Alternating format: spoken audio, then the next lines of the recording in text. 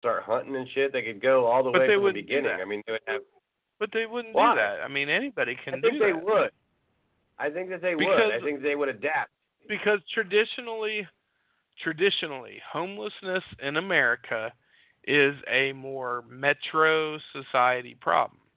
It's more your big city problem, people who are living on the streets homeless and stuff, who are basically getting by day by day by day, and are able to scrape up enough money to get by each day. And it's not necessarily somebody who's dealing with, like, your traditional homelessness. It's usually, like I said, it's usually somebody who's dealing with some type of addiction issue, which I do believe is a mental health issue. I do believe it's a disease. And we can have that debate depending on what you believe. But I do believe it's yeah, we can have a debate. It's not a fucking mental illness or disease. It's bullshit. It's them fucking just wanting. It's so selfish that they cannot fucking stop for anybody else. It's not fucking real. It's not. It is. Nah, it's a fucking disease, man. Do you know how bad I want to do drugs all the time, but I just don't because I have shit to do? Like, I would love to just fucking do nothing and fucking do drugs all the time because it's way more fun than being a fucking working hard and being a good father and a good fucking person and a good everything. It's way easier to do that. Well, that's why you don't have the addiction disease. No, that's not an addiction. It's a choice. You're fucking sitting there going, you know what, fuck this. I don't care. Your body doesn't need it. You don't fucking crave it to where that's the only thing that you can do forever. That's not fucking true, dude. That's not, no fucking way. We have plenty of disease that come from a choice. Type 2 fucking diabetes you get from a choice, right? You choose to live a certain type of way for a certain amount of time, and eventually you have fucking type 2 diabetes. Certain types of cancers and stuff you get because you choose a certain type of lifestyle. If you don't fucking quit smoking, eventually you're going to get cancer. If you fucking if you fucking are getting sunburn all the fucking time and stuff, you're going to get skin cancer. That's a choice. Right? We get diseases all the time that come from choice. And fucking addiction is nothing different. I don't think that's true if you get sunburns all the time that you're going to get sun cancer. I don't think that's true either. I think that you can just get as much sun until your skin and body adapts to it. Yeah, but it leads to it. What I'm saying is not everybody who does it is going to get it, but you have a much higher risk by doing that of getting it. I think it is just pure fucking selfishness. I mean, I'm sure they lack the coping mechanism and the tools to access that maybe, but it's not something that's fucking, it's a mental thing. It's not it's not a disease that's like uncurable and there's no way to fucking, but the only way to cure it is to stop doing drugs? I mean, the fix to all of it is to just choose to do something else instead of drugs? That's the diagnosis. Like, you don't have to do any sort of fucking strong, even more pills than anything would only add to it and adjust to another addiction. Like, you have to, it's just the way that they live. Instead of, getting addicted to running on the treadmill, finding a new way to addict to something else. Like, it's not there's nothing that it's not curable. Yeah, it's something just there. There's a certain amount of obsessive compulsive, I would say this. Addiction as a disease has a certain level of obsessive compulsiveness attached to it.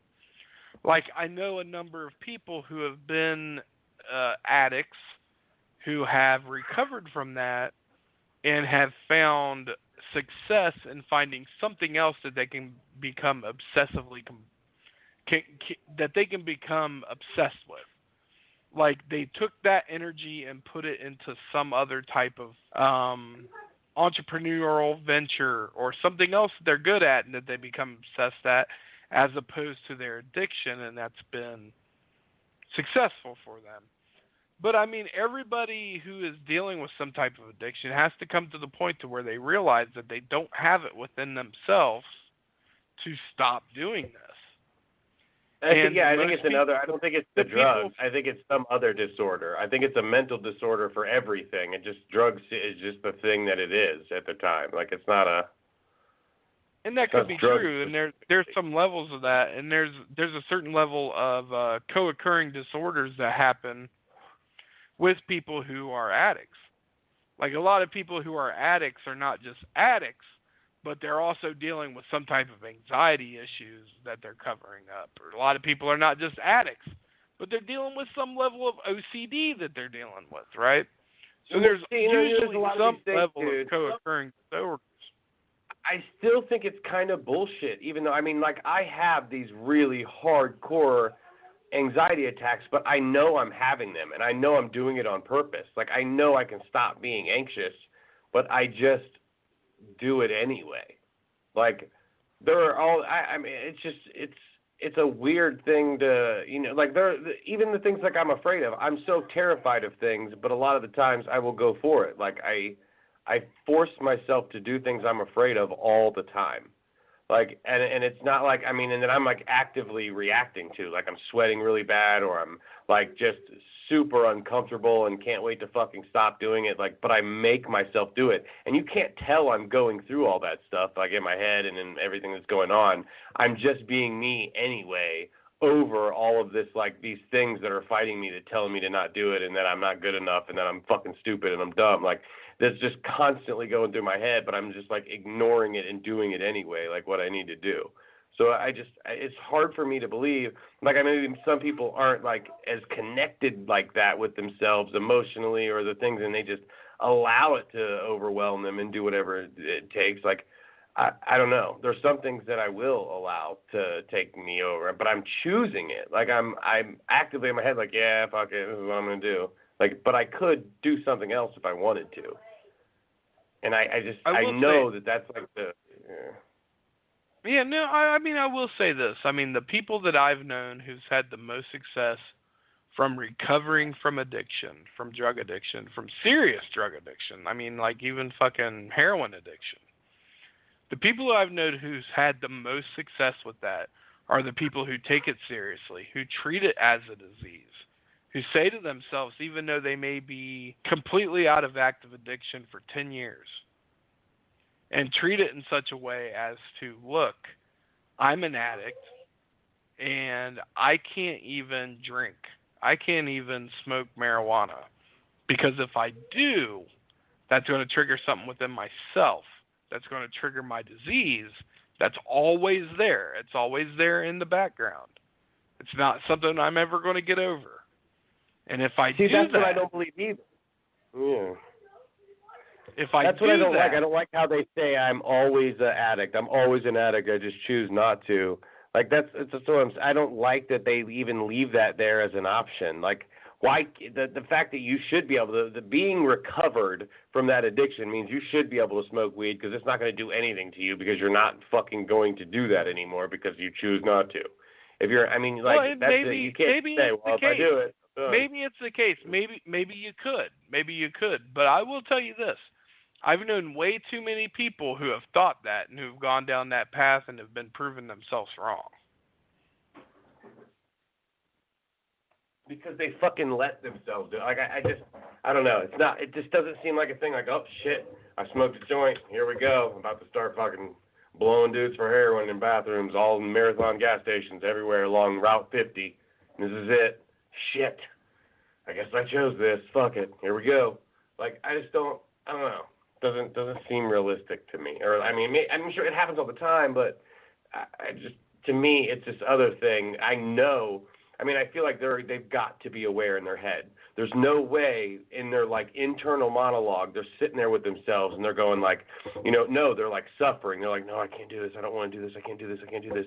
And they're like, oh, my God, I just need the drug so bad, because at least it'll make me stop thinking about how much I can't do this. And, like, I don't know, and they'll find stuff to use. Like, they'll bring things into their life that will give them pain on purpose.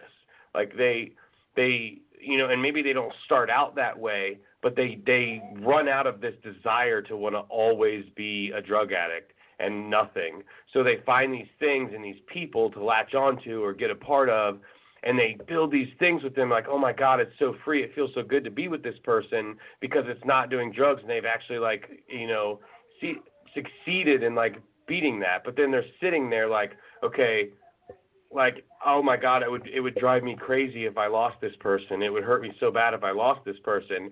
And that's the thing that they're using, like, and they draw together. Like, so the more that they think about losing the person and the pain that they would bring them, they know how much that pain would lead them to doing that. So it gives them that reason, like, oh my God, I lost my this, or this has happened. Like, they keep choosing things like that over and over again to build themselves up and then give them a reason to like spiral hard, because that was like the thing that drives them, that feeling of just like failure and loss and fucking suffering and all that other shit that they have to go through is the thing that like that's attractive to it, because I don't know. People are weird. Well, I mean, I think you bring up a good point, and I mean, I think that's the whole power of the 12 steps. I mean, when you really break down the 12 steps, I mean, from looking at it from a non-addict standpoint, right? I would say I'm an addict in certain ways, but it was never really drug-related, right? But I think we all are in certain ways. There's some truth and some wisdom just in the 12 steps that I think really helps everybody. That is helpful to anybody. And part of that really is coming to terms with, when you go through the 12 steps, coming to terms with your own triggers, coming to terms with what is a healthy way to live. And if you're actually doing that self-work, if you're actually putting in the work to come up with your own self-awareness, then that's really the key. Once you're able to come up with your own self-awareness and you're able to love you for who you are and love the dirt, love the good, love the bad, once you're able to come to terms with that, then you can have healthy relationships with other people. Well, see, even when you try, like, I'm a person who's not that afraid of it. Like, I'll just reach out to people that I see. I'll see them and I think they look interesting, and I just want to talk to them. And I'll just say, I'll message them, or I'll be like, hey, who are you? What are you all about? This is me. Like, I just kind of like to get to know people and talk to people, and I'm not really like all that afraid of. I mean, in my head, after I say things and stuff, I'm very like insecure about what. I was like, oh man, what if they think I'm stupid, or what if this is happening? What if this is like, it's like, but I just want to like hear people's stories and know about them and like be friends with people. Everybody's so weird now. It feels like everybody's so like guarded and hell, like you're trying to get something from them, or that you're like it's like, and it's so hard to even bring up the conversation to where you're talking. Like, I don't want anything from you. Like, I don't need anything. Like, I'm not interested in sex. I'm not interested in like, like, I just want to be your friend. Like, I want to like, and that's for everybody. Like, I just like to talk to you and and nobody like really likes to do that. They're all like, this is weird. Instead of it being just like cool. Like, that was like, there's so much stuff you could learn from people and teach each other and all this other stuff. But it's you don't get the chance unless you meet cool people that are like of that same mindset. And I don't know enough of them. Like, I try, but it doesn't ever really like work out the way I want it to. Yeah. No, it becomes increasingly harder to meet new people day in and day out. I mean, I think that's even in today's social media world. You meet right. people that you meet people that you meet people that you're acquaintances with. You might even meet a couple people who are acquaintances with people that right? But for the most part, like actually going out and actually physically meeting new people is an increasingly more difficult enterprise.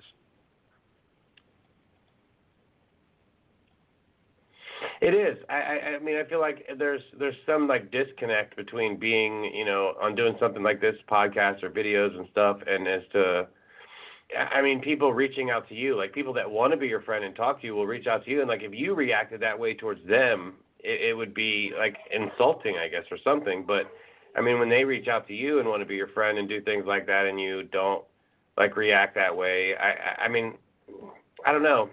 It's hard. Like I'm willing to like talk and be friendly with anybody, but I'm like I like interesting things. Like you have to be interesting, and I'll try to bring some interest out of